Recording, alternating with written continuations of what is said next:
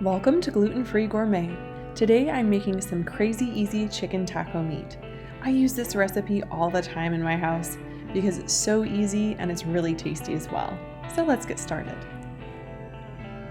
I start with a large can of mild salsa, and I'm going to hold back just a little bit this time because my chicken breasts are smaller, but I'd usually use the whole thing.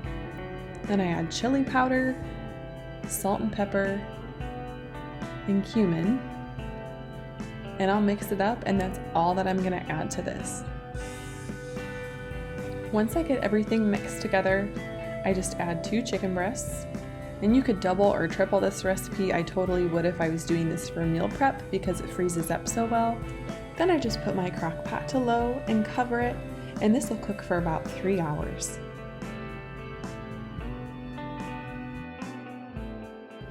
After 3 hours, the chicken is cooked and it's ready to be shredded.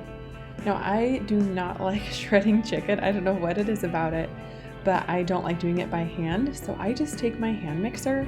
This is the easiest thing ever. I don't remember where I saw it, but every time I make this recipe, or really every time I shred chicken in general, this is how I shred it. And once you're done shredding, all that's left to do is assemble your tacos. I use corn tortillas that I've kind of warmed up over an open flame. Obviously, corn tortillas are better if you're gluten-free. You could use any type of tortilla that you like. And then I just add the chicken. And you can really do anything that you like on your tacos. That's the beauty of tacos. I tend to like sour cream and cheese, some avocado. Lime juice is always a must.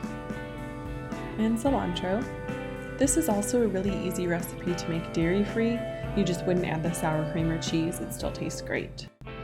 Once I had this chicken taco meat, there was no turning back. I think it might be the same for you.